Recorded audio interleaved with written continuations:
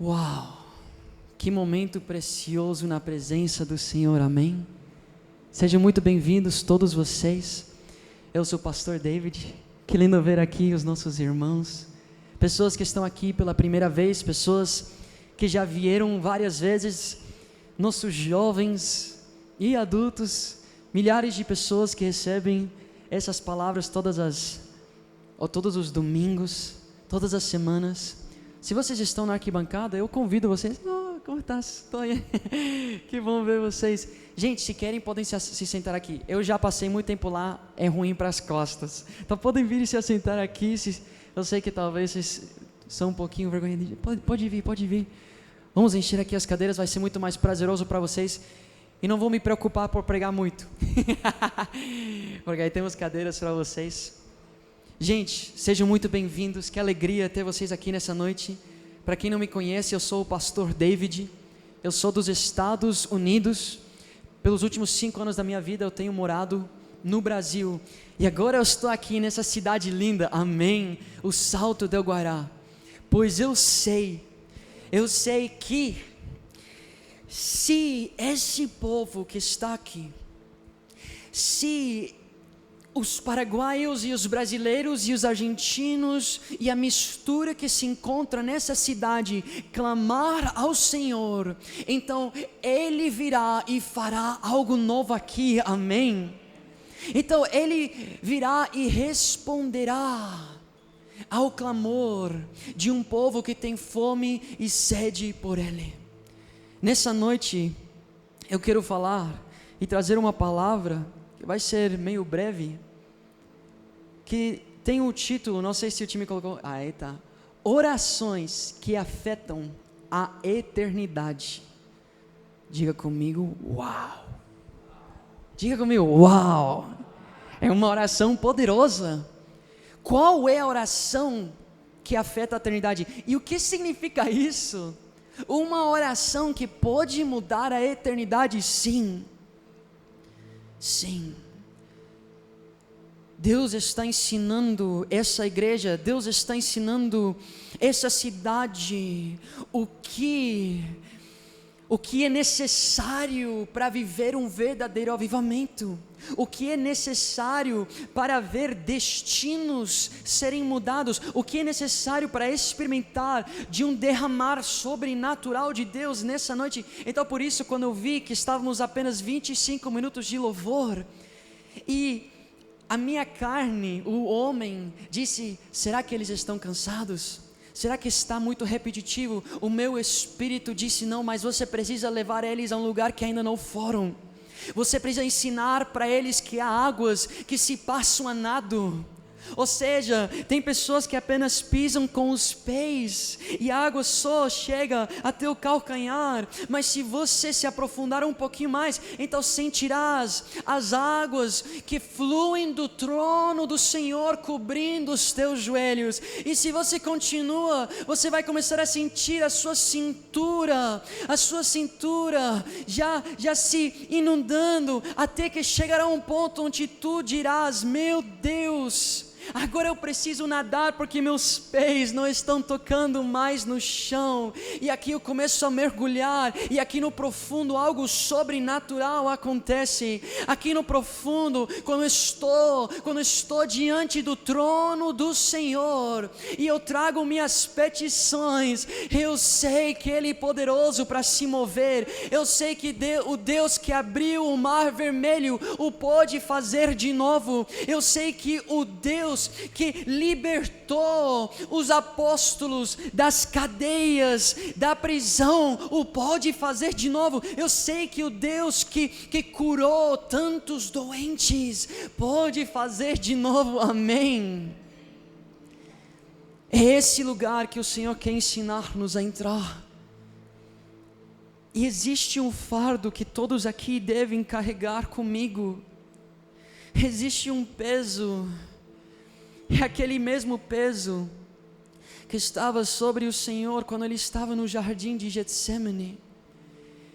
É aquele mesmo peso que fez com que Jesus descesse lá do seu trono de glória para vir e andar sobre essa terra e entregar a sua vida. Qual era esse fardo? Qual era esse peso? É o peso do homem que entende a situação de uma nação, a situação de um povo, a situação de uma universidade. E isso que temos que nos perguntar: o que está acontecendo nas universidades? O que está acontecendo nas casas e nas famílias? O que está acontecendo nessa cidade? Ou na tua cidade? O que está acontecendo? As pessoas estão tão perdidas. Onde está o avivamento? Por que tão poucos seguem ao Senhor? Por que tão poucos veem o que eu estou vendo? Onde está o mover de Deus? Onde está o tão esperado derramamento? E muitos dizem: Senhor, quando que será? E como eu sempre falo, não somos nós que estamos esperando o avivamento, é Deus que está esperando o seu povo se avivar. Pois a Bíblia diz: Deus não demora em cumprir as suas promessas. O avivamento está disponível todos os dias, todas as horas, para aquele que o busca e o quer. Mas onde que ele está? E o que acontecerá se nós não vermos o mover de Deus no Salto do Guará?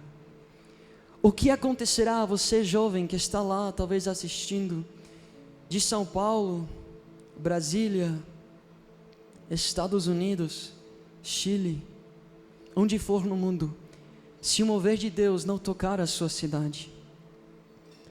O que acontecerá? Será que vocês entendem isso?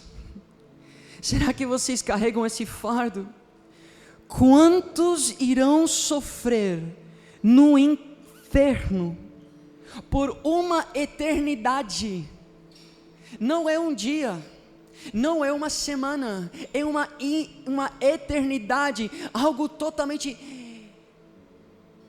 impossível para o homem entender e compreender. Quanto tempo eles passarão sendo atormentados por demônios, dia após dia, num sofrimento eterno. Pessoas que amamos, pais e mães de pessoas nesse lugar, filhos e filhas de pessoas nesse lugar, colegas por qual nós temos muito carinho, pessoas que amamos. E a pergunta que eu te faço nessa noite: isso não te desespera?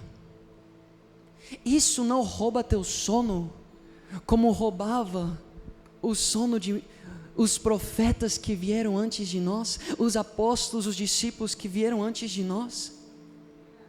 Isso não te faz se perguntar: o que eu posso fazer? O que eu devo fazer, Senhor? Como que posso mudar isso? E a pergunta é: será que nós precisamos de mais igrejas? Acredito que tem muitas já. Será que precisamos de mais eventos? Disso temos muito. Será que precisamos de mais noites de cinema? A gente faz noite de cinema, algo que fazemos para evangelizar, para atrair pessoas que talvez nunca vieram antes. Quem estava nos últimos 2, foi poderoso, as 2 vezes, foi incrível. Mas não é isso que vai trazer o mover de Deus. Não é isso que vai fazer com que ossos secos possam ter vida. O problema não é falta de barulho, o problema é falta de homens que subem para o monte. Gente, essa palavra que vocês vão receber nessa noite tem mexido comigo essa semana inteira. Eu estou segurando lágrimas nesse momento, porque Deus, Ele está trazendo uma revelação de eternidade, uma revelação, um entendimento das vidas que estão padecendo sem o conhecer, e isso deve ferir os nossos corações como fere o coração dele.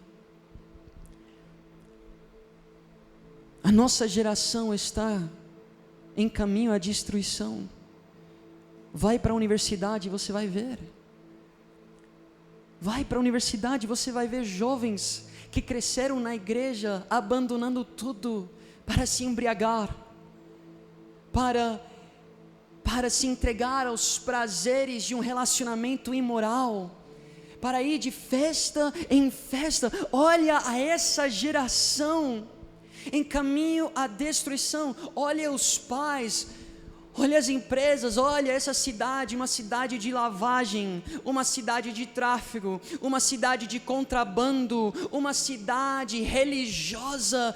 Essa cidade será destruída, e muitos irão junto com ela. Mas um intercessor, diga comigo, pode mudar a história, pode mudar a eternidade de muitos nessa cidade.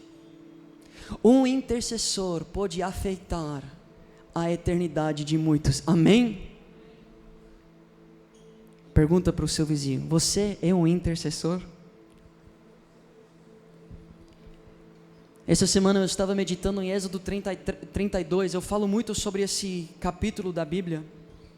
E só para vocês entenderem, vamos ler tudo juntos, Êxodo 32 inteiro. Mas para vocês entenderem, Israel, o povo de Deus, acabou de ser liberto do Egito.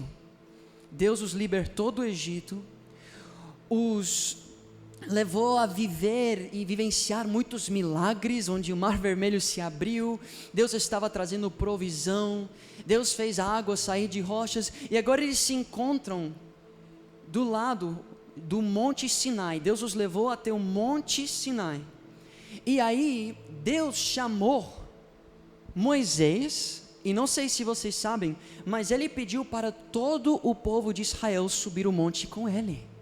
Mas se vocês lembram bem a história, foi Moisés que subiu e o povo que ficou. O povo falou: vai por nós. Sabe por quê? Porque eles tinham medo. Eles tinham medo porque eles sabiam que estavam vivendo uma vida digna de provocar a ira de Deus.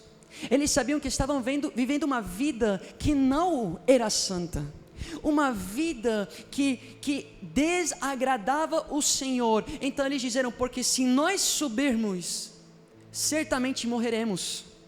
Eles sabiam que se eles se encontrassem com o Senhor, morreriam, pois eles já estavam se perdendo. Mas em Êxodo 32 vemos a história de um homem que intercedia para um povo, enquanto esse povo se entregava à idolatria. Um povo que merecia o juízo de Deus, mas tinham alguém intercedendo por eles. O time já está colocando Êxodo 32, obrigado. Mas a pergunta é: quem que está subindo o monte para essa cidade? Quem está subindo ao monte para a tua família? Quem está subindo o monte para o teu trabalho? Quem está subindo o monte para a tua universidade? Quem está clamando por essas vidas, chorando por essas almas? A esperança dessa cidade não está em políticos. A esperança dessa cidade não está na economia. A esperança dessa cidade nem está em templos, em telões, em luzes. A esperança dessa cidade está em intercessores. Amém? Eu quero que vocês abram aí comigo Êxodo 32, vai ter em espanhol aqui para nossos irmãos. E eu vou estar lendo aqui em português. O verso 1 diz assim: o povo, ao ver que Moisés demorava, diga comigo, demorava. Tem pessoas que precisam demorar um pouquinho mais no seu momento com o Senhor, amém? Ao ver que Moisés demorava a descer do monte, juntou-se ao redor de Arão e lhe disse: venha, faça para nós deuses que nos conduzam, pois a esse Moisés, o homem que nos tirou do Egito, não sabemos o que lhe aconteceu. Primeiro que eu quero compartilhar com vocês é que a esperança da nossa geração está nas mãos dos que o mundo não consegue encontrar. Como assim, pastor? A esperança dessa cidade, da tua cidade, jovem, está naquele que não está sendo encontrado. Como quando Jesus se afastava a orar e as pessoas não o encontravam, como quando Moisés estava no monte, se aprofundando na presença do Senhor, e eles diziam: não sabemos o que aconteceu com ele. Mateus 6,6 diz assim: mas quando você orar, vá para seu quarto, feche a porta e ore a seu pai que está onde? No secreto. Tiago 5,16 diz: a oração de um justo é poderosa e eficaz, mas a pergunta é: onde que estão esses?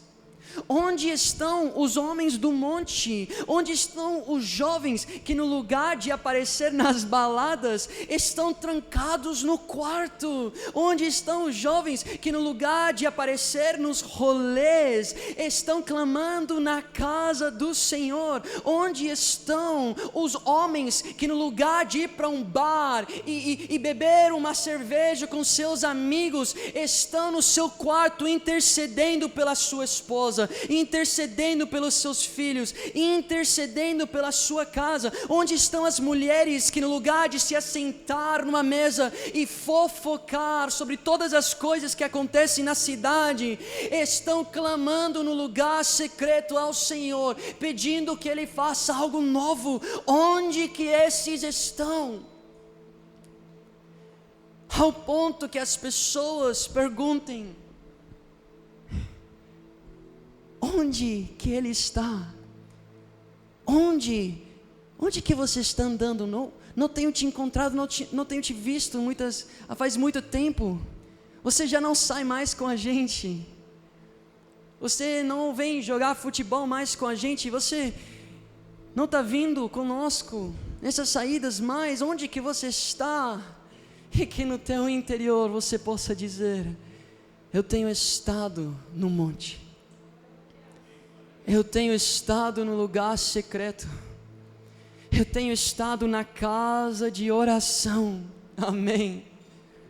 Mas essa não é a realidade para muitos. E se continuamos no verso 2, diz assim: respondeu-lhes Arão: tirem os brincos de ouro das suas mulheres, de seus filhos e de suas filhas, e tragam-nos a mim. Todos tiraram seus brincos de ouro e os levaram a Arão.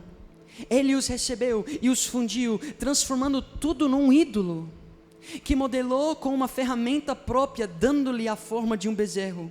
Então disseram: eis aí os seus deuses, ó Israel, que tiraram vocês do Egito. E vendo isso, Arão edificou um altar diante do bezerro e anunciou: amanhã haverá uma festa dedicada a quem? Se vocês estão lendo comigo aqui, diz: ao Senhor.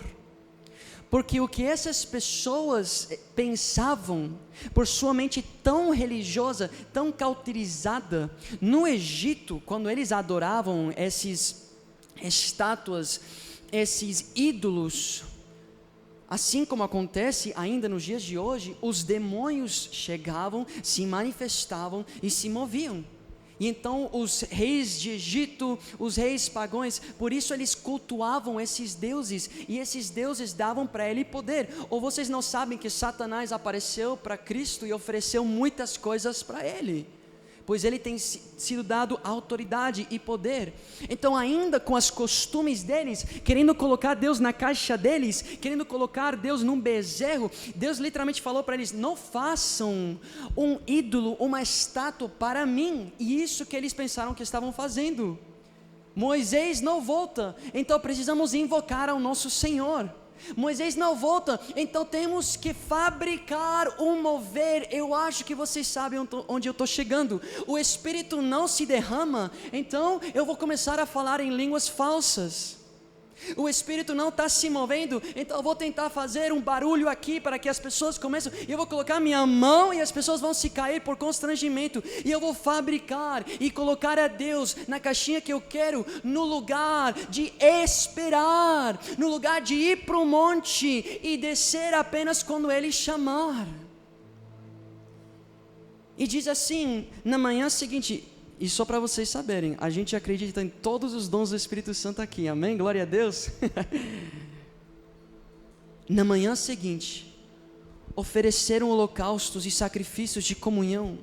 O povo se assentou para comer e beber, e levantou-se para se entregar a quê?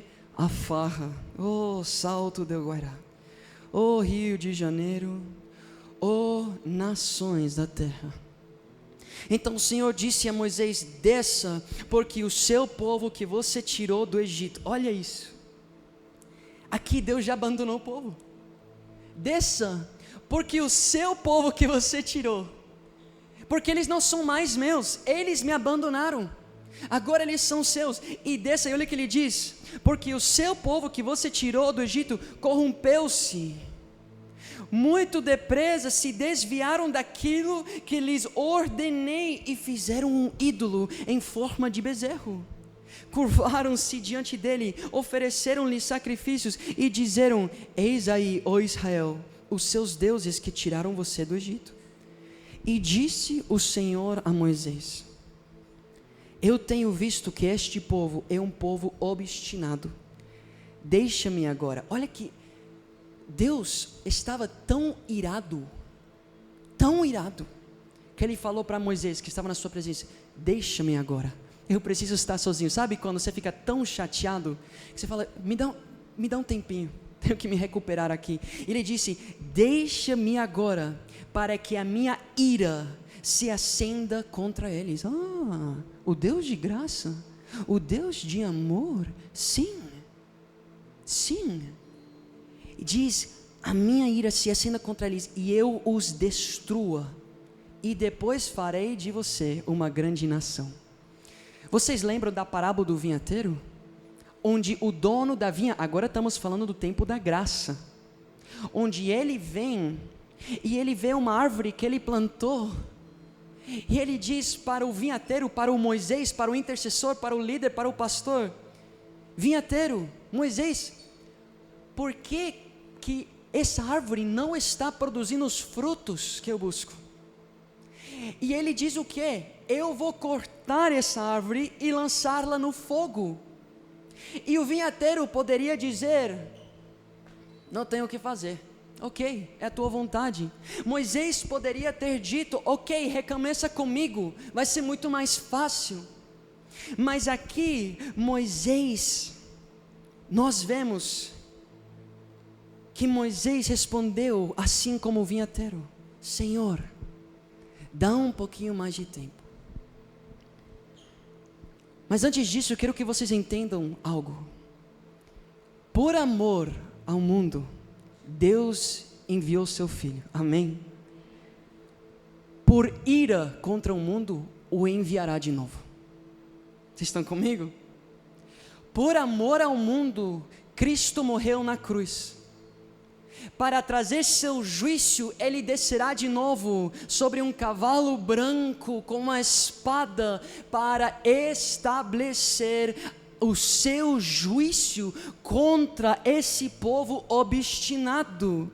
Efésios 5:6 diz: é por causa dessas coisas que a ira de Deus vem sobre os que vivem na desobediência. A ira de Deus está vindo. No tempo, sim, estamos na graça, mas vocês sabem que o tempo da graça está se acabando? Você sabe que a graça, ela é muito grande e muito extensa, e ela é linda demais. O nosso pastor Cris, agora está na França, porque o seu pai está morrendo de câncer no cérebro. Acabaram 11 horas da noite lá agora, 11 horas lá, agora deve ser 1 hora da manhã. Chamaram eles para o hospital, porque ele está muito mal. E estamos todos aqui intercedendo. Mas antes de ir lá, o Senhor falou com o pastor Cris para interceder, para que o seu pai possa se arrepender possa se consertar com o Senhor antes que o tempo se esgote, antes que a graça acabe, antes que Deus tire o fôlego dos seus pulmões, como está escrito, e o homem volte ao pó. A carne, mas a alma queimar e sofrer no inferno por uma eternidade. E então temos orado, e pela primeira vez na sua vida, o pastor Cris conseguiu pregar ao seu pai, e seu pai se arrependeu. O seu pai se emocionou, seu pai começou a chamar seus amigos: você precisa ouvir as palavras do meu filho. Antes o pastor Cris era a vergonha do pai, um católico que teve um filho um pastor que não é católico. Mas agora ele começou a chamar os outros: vocês têm que ouvir. Isso foi um avivamento. Essa é a graça de Deus. Colossenses 3,6 diz: vem a ira de Deus, entendam, está vindo. Romanos 2,5: contudo, por causa da sua teimosia e do seu coração obstinado, você está acumulando ira contra si mesmo, para o dia da ira de Deus, quando se revelará o seu justo julgamento. Justo julgamento. 1 de Pedro 4:17: pois chegou a hora de começar o julgamento pela casa de Deus. Olha onde começa: com os evangélicos, com os católicos, com aqueles que dizem servir ao Senhor, mas vivem vidas de mentira, de religiosidade. Vêm aqui, levantam suas mãos e adoram, mas vão para casa e usam essas mesmas mãos para se masturbar. Vêm aqui e começam a clamar e dizer: Senhor, como eu te amo, mas voltam para casa, recebem um convite e saem correndo para fumar, saem correndo para beber, saem correndo para se entregar à pornografia e à farra. E o julgamento, a hora chegou e começou. Chegou onde vai começar o julgamento pela casa de Deus. E se começa primeiro conosco, qual será o fim daqueles que não obedecem ao Evangelho de Deus? Vocês não entendem que Pedro está fazendo essa pergunta para nós? Pastor, falar do inferno assim é tentar colocar medo. Não, é ler as escrituras e fazer vocês ver a mesma pergunta que eu estou vendo: qual será o fim daqueles que não obedecem ao Evangelho de Deus? Responda-me, responda a si mesmo e se desperta, pois as pessoas ao nosso redor estão se padecendo e nós estamos preocupados com uma conta, e nós estamos preocupados com como está indo na universidade, ou no nosso trabalho, ou no nosso relacionamento, quando estamos falando da eternidade de pessoas. E sabe o engraçado? Quando você se preocupa mais com essas coisas do que o reino de Deus, essas coisas vão ir piorando. Mas quando você passa a procurar e se preocupar primeiro com o reino de Deus, tudo será acrescentado. Amém? Pastor, você está dizendo que eu devo deixar tudo, a minha universidade, a minha escola? Não, eu estou dizendo que quando você acordar, a primeira coisa que você deve sentir não é uma ansiedade, pensando como vai ser a minha vida, é uma desesperação de clamar por almas. É um entendimento que os dias estão se acabando, e isso deve guiar o povo de Cristo, pois eu garanto que todos os dias da vida de Cristo, certamente ele pensava nisso. Ele viveu por uma missão, e ele chamou seus discípulos para viver uma missão. Ele dizia: procurem em primeiro lugar, dia após dia. Ele fala assim: não se preocupem, cada dia basta seu próprio mal. E nesse cada dia, procurem primeiro o reino de Deus, pois o dia da graça já veio. O dia da graça já veio, e agora está vindo o dia da ira de Deus. As taças da ira de Deus estão prestes a transbordar. Eu venho hoje como um mensageiro de parte do Senhor para alertar vocês: as taças da ira de Deus estão por transbordar. Isso não te move? O que faremos então? Verso 11, vemos o que devemos fazer. Moisés, porém, diga comigo, porém, diga comigo, glória a Deus.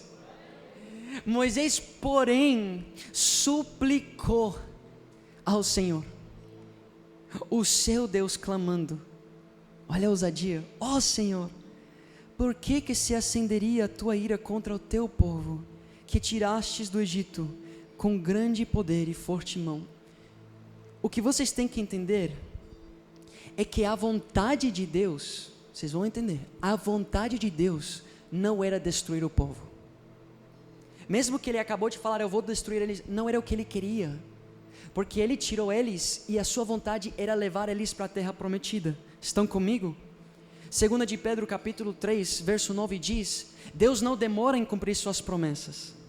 Ao contrário, Ele é paciente esperando que todos venham se arrepender. Só que não todos se arrependerão. Pode existir um porém nessa história. Pode existir um porém na história de Salto del Guairá. Na história da tua cidade, jovem. Na história da sua família. Na história das pessoas que tu amas. Mas onde que estão os que provocam poréns na história? Caramba, Deus abandonou essa cidade, porém. Caramba, Deus abandonou essa universidade, porém. Caramba, Deus abandonou esse casal, porém. Deus tinha abandonado os meus pais, porém. Mas, e se não tiver um porém? E se não tiver? Qual será a eternidade dessas pessoas? Quem irá interceder por eles? Vocês não estão entendendo? Talvez vocês estão refletindo e pensando, quando foi a última vez que eu intercedi? Quando foi a última vez que eu clamei pelas pessoas que eu amo? Verso 12 diz, Moisés falando com Deus, por que diriam os egípcios, foi com intenção maligna que ele os libertou? Para matá-los nos montes e bani-los da face da terra? Olha o que Moisés fala, arrependa-te do fogo da tua ira, tem piedade, e não tragas este mal sobre o teu povo, como o vinhateiro. Senhor, me dê mais um ano para trabalhar nessa figueira. Lembre-te dos teus servos Abraão, Isaque e Israel, aos quais jurastes por ti mesmo, farei que os seus descendentes sejam numerosos como as estrelas do céu, e lhes darei toda esta terra que lhes prometi, que será a sua herança para sempre. Sabe, a intimidade de um homem, a intimidade de uma mulher, pode afetar a eternidade de muitos. A intimidade de uma pessoa, a sua intimidade com o Senhor, pode mudar o destino de muitos. Pois Deus responde àquele que ora de acordo com a vontade de Deus. 1 de João 5, 14 a 15 diz assim, quando estamos na presença de Deus, temos coragem por causa do seguinte, se pedimos alguma coisa de acordo com a sua vontade, temos a certeza de que Ele nos ouve. Você lembra que eu falei que Moisés sabia a vontade de Deus? Então Moisés, na presença de Deus, intercedeu de acordo com que? A vontade de Deus. E então Deus o ouviu. Então Deus respondeu. Então Deus diz no verso 14, e sucedeu que o Senhor arrependeu-se do mal que ameaçara trazer sobre o povo. Deus ameaçou trazer mal sobre o povo de Israel. Mas um homem íntimo fez Deus lembrar. Que loucura isso. Lembre-te, Deus, da tua vontade. Lembre-te. E então, de uma forma inexplicável, a Bíblia diz que Deus respondeu à oração de Moisés. E Deus busca pessoas assim. Deus busca pessoas que carregam o mesmo fardo que Ele, que Cristo. Deus busca pessoas que têm os olhos que Ele tem. Deus busca pessoas que têm os ouvidos que Ele tem, o coração que Ele tem, e que oram de acordo com a sua vontade. Deus está buscando íntimos. E se você clamar, e se você entrar, sabe, tem pessoas que nessa noite estavam na presença de Deus, não entenderam que estavam na presença de Deus, e não pediram, não clamaram, não oraram pelos seus familiares, não oraram pelos os que vocês amam, não oraram pela sua universidade e por essa cidade, não pediram de acordo com a vontade de Deus, e por isso nada está acontecendo na tua vida. Porque quando você está na presença, você não entende de fato onde você está e o poder que há quando pedimos, quando intercedemos, quando clamamos.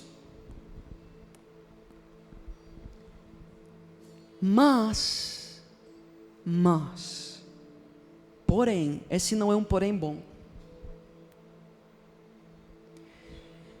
E se for você que está acumulando a ira de Deus?